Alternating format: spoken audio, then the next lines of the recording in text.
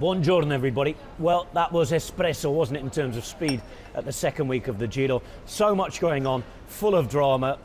Difficult to remember everything that happened. We'll try and resume it for you in this week's Gruppetto, and there's news of a Burgos bonanza for Movistar in Spain too.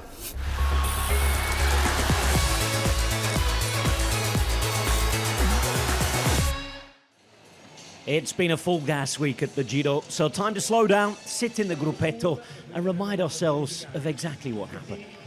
The week began with the second and final time trial. Dan Horler had already completed the course between Lucca and Pisa the quickest and was already stage winner-elect when the rain began to fall. GC riders were about to begin. Despite a crash during the warm-up, Primož Roglič was the biggest winner of the riders concentrating on the general, with Juan Ayuso and Simon Yates also looking very decent. New Maglia Rosa Isaac del Toro looked to be taking no chances in the wet, losing a good chunk of his lead, but keeping, all the same, the pink jersey.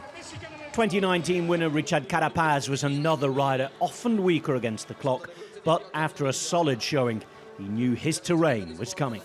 Richard Carapaz has really set the cat among the pigeons here at the Giro D'Italia. Del Toro takes it up, and he's gone out himself in search of Richard Carapaz.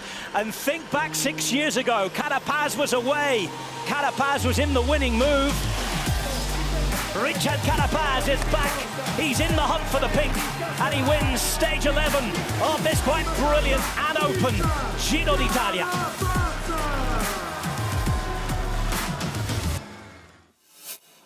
Stage 12 brought a chance for the sprinters, and with it another opportunity for Wout van Aert to show his increasingly strong condition, leading out Olav Koy. Left turn coming up, Wout van Aert wins it for Olav Koy, and Koy is going to have a penalty kick to bring this one home if he can. Can Van Aert deliver for another 100 metres or so? Here we go, it's lead-out time for Wout van Aert.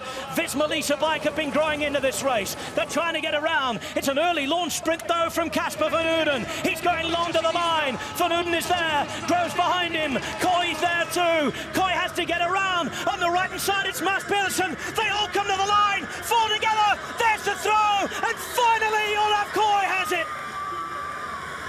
The following day's route took the peloton north to the Veneto, and a recent finish of the Giro del Veneto up the hill from downtown Vicenza on Monte Berico. Nobody quite knew how the stage would finish or how aggressively it'd be ridden. The answer when it came carried power, and plenty of it.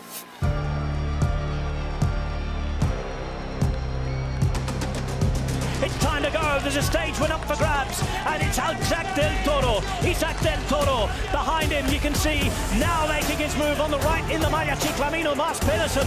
What a warrior he is, but look at this, still going, and now Pedersen goes. Now Pedersen has it, it's a heavyweight clash at the top of Monte Berico. It's Pedersen all the way to the line, how about that?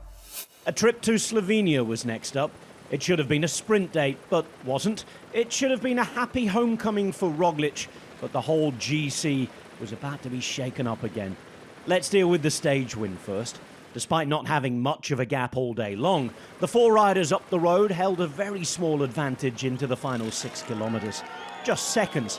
Then Kasper Asgreen rode on alone, holding off the various groups chasing behind him for a first ever Giro stage win. 2 years after a similar success at the Tour. Those various groups behind had been formed because of a crash on the finish circuit. Antonio Tiberi was the first to go down. Many were held up, and Giulio Ciccone, despite finishing, would have to leave the race due to injury. Tiberi dropped 5 places on the GC to 8th. Roglič stayed 5th, despite losing time, while Del Toro increased his lead. Simon Yates moved up to 2nd at the expense of Juan Ayuso. Now ridden at almost 48 kilometres per hour, it was the 9th fastest stage of the Giro d'Italia ever, and the fastest for stages over 150 kilometres. The final stage of the second week was in the mountains, a longer but weaker shot of Monte Grappa this year, before another climb and undulating finale to Asiago, and what a stage it was. Carlos Verona, top domestique, looking for just his second ever bike race winners pro.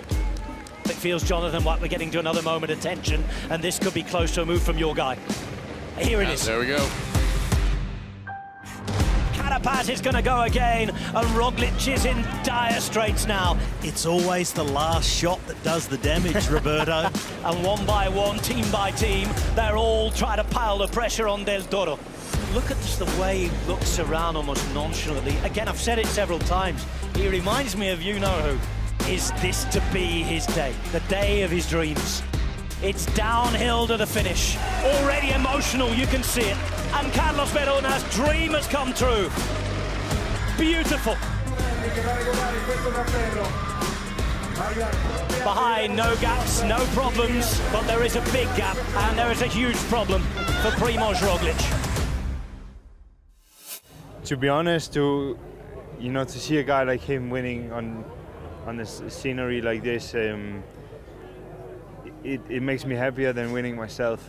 To be honest, he's such a hard-working guy, and it's so deserved that he's winning, and he's taking the chance. Now with Chico leaving the race this morning, it's incredible that we had a good speech in the bus this morning, and everyone was really mentally prepared to grab their own chance, and then for him to win, it's incredible for him. Delight in the Lidl Trek camp, but big GC news, and Roglic was understandably disappointed. You still have the hope, Primož, to try something? I'm just happy that I finished, mate. We'll return to the Giro d'Italia in a moment, but there was World Tour action for the women's peloton over in Spain, having made the trip over from the Basque Country to Burgos for a 4-day stage race. Winner of the previous two editions, Demi Follering, was absent for this one, something that the rest of the peloton would have been happy about. Her record in stage racing this season is undefeated. UAE Tour winner Elisa Longoborghini was back in stage race action for the first time since February, and she was in a group that contested the opening stage on the drag to Posa de la Salle. The Italian was just off a podium consisting of third-placed Lotte Kopecky, runner-up Elisa Balsamo, and winner, who else but Lorena Wiebes, win number 101 of her career. A crash with 30 kilometres remaining on the second stage saw world champion Kopecky lose time and touch with the GC. The Belgian star came in almost 2 minutes down as Mia Bjørndal-Ottestad took her first win since March, beating Marlen Reusser to the line and the leader's jersey. Another group of favourites got to the line just 18 seconds later to keep the overall fight alive going into the big mountain stage. The Picon Blanco is a classic Vuelta a Burgos stage finish, and it produced a race-defining gap. Movistar's Reusser would have been feeling the pressure to perform on her team's home ground, and it spurred her on to attack with 4.5 kilometres remaining. As well as the stage win she'd ride off to, she put solid time into her rivals, taking the leader's jersey into a TT finale. Beating Juliette Labous by 6 seconds over the 9 kilometres, Reusser again showed that she's really stepping up to the role of GC leader as Movistar find their post-Annemiek van Vleuten overall star. A first ever set of back-to-back stage wins in the Swiss rider's career, and her first overall win in her new colours. Longoborghini pulled off a strong second, and Jana Kastelein was third, the Dutch woman's first ever GC podium. Back to the Giro d'Italia then, and a few things to maybe take away from week 2. In fact, there were lots of things to take away from week 2, and pretty sure we're going to miss quite a few out. If we do miss anything out, let us know in the comments below, start the discussion yourselves, or react to what we've got to say here. But let's begin with Lidl Trek. Positive, overwhelmingly positive. What a Giro d'Italia they're having. 6 stage wins, 4 for Mads Pedersen, 2 for new riders who've never won a Grand Tour stage before. Dan Horler shocking everybody in the time trial in brilliant style, and it was wonderful to see his reaction and his teams to it as well. Same with Carlos Verona, lifelong domestique, just 1 win in his career, and having to take advantage of a day that he wouldn't have wanted to arrive in the first place.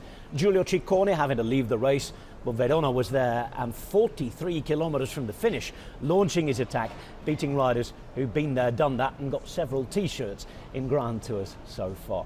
So a brilliant day for Lidl Trek again on Sunday. Is there more to come in the next week? Well, you wouldn't bet against them getting in the breaks. However, this final week should surely be about the general classification. A reminder to subscribe as well to the TNT Sports Cycling YouTube channel. Just click subscribe on the channel you're watching right now. You'll get all the highlights, the last few kilometres of each race and out of all the races that we offer as well. I'll be here with the Gruppetto every Monday, plus the Ultimate Cycling Show will be back for one final run this year before the Tour de France. Buongiorno, Rob. Buongiorno, the Gruppetto. We're sitting here at the second rest day at the Giro D'Italia in beautiful Veneto and Andrea Bertone. It has been eventful 2 first weeks of the Giro D'Italia. How has it been for your perspective as an Italian to witness this year's Giro? So the Giro is very open, to start from Simon Yates, of course, out of the radar, but second in the GC, slightly more than 1 minute behind. Tiberi is still there with an old guy like Caruso helping him and still in the GC as well. And Egan Bernal is back in contention. I think this is one of the best news we had in this Giro d'Italia, to see this guy back fighting as he was used to do in the past, and Carapaz, what can we say about him? So UAE is in pole position, but I think the big mountains will probably be able to change a lot in this Giro d'Italia. So a lot more has to come. And there's another big protagonist who had some bad luck, Primož Roglič. What do you think about him? Yeah, again, bad luck. Feel gutted for the race, for cycling, and for Roglič and Red Bull, Bora and Hansgrohe, of course. We wanted to see the best version of Primož, but from what we're hearing on the ground here is that he's still in pain from the crashes, and a quite special moment, Sunday, stage 15, when he came in, stone-faced with Pellizzari. I saw you running to him, Andrea. He didn't want to stop, but you gave him the mic, and he gave you an answer. Yeah, I asked him if he still hope to be in contention for the GC, and he told me, like, going away, fading away, he said, I'm just happy I could finish this stage. It says it all, Christian Pommer, sport director, said they're going to decide if he will keep on fighting or not, because he's suffering quite a lot. The third week is coming, is a very hard one. Anything can happen. Anything can happen, that's for sure. That's what we know about the Giro. Amore infinito, grazie a tutti. So that's the reaction from me and Andrea on the ground. But why don't we hear now from a couple of people who know one or two things about winning a bike race.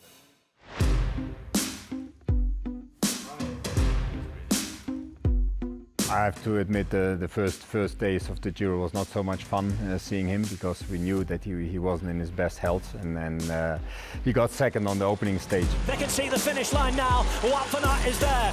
It's Pedersen on the left-hand side holding it. Pedersen versus Van Aert. And the days after, actually, he had to suffer a lot, and of course, especially these first 3 days, we had high hopes for Wout for taking pink and winning stages, and it didn't materialize. Wout van Aert wants the stage win, and Wout van Aert is showing his best version since coming to this race. It's been really impressive to see how he's been doing. I know he was sick before the Giro, so it's really nice to see how he's coming back, and nice to see how, especially the stage he won. Wout van Aert is hanging on.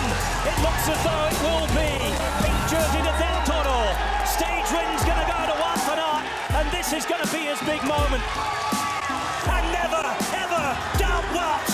A very big confidence boost by winning that stage that he was waiting for his terms pretty long for another victory, and of course he was very strong in the Spring Classics, but the victory didn't materialize, and there was not a hard time, but a difficult time for him as well. The yellow jerseys too trying to put Koi, and it looks as though Wout van Aert will be there to do the lead-up. Left turn coming up, Wout van Aert wins it for Olav Koi. Nice to see him doing a perfect lead-out together with Edu Affini, of course, for Olav. That's also why we sent them in that combination, of course, to the race. But it was super nice to see, and I hope there's more to come in the Giro. Here we go, it's lead-out time for Wout van Aert. They all come to the line, four together, and finally Olav Koi has it. We were worried if we could send him to the Giro, or / if we would have to take him out. But in the end, he got better, and he has a big engine, and luckily he survived. And we truly believe that the Giro will help him also in his preparation towards the Tour de France. It's a heavyweight clash at the top of Montebellico, and it's Mars Pedersen versus Wout van Aert. Van Aert tried his best to come around. I think everyone has seen in the past what Wout can do when he's on his best. So obviously it's very nice to see how he's doing now in the Giro, and I'm pretty sure that he will be on a super high level again in the Tour de France, and I'm really looking forward to racing with him again. And that was a fight right to see who was going to drop to the canvas.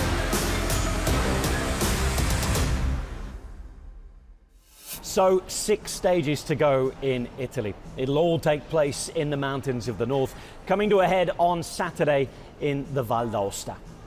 Then they go to Rome. Ceremonial day, procession day, and a new Roman emperor will be crowned in pink. Will it be a repeat performance of somebody who's already won, or will we see the birth of a brand new Grand Tour star? You can watch it all with us on TNT Sports and Discovery Plus. And if you're in the United States of America, join us each and every day, live from start to finish, with the breakaway crew included on Max.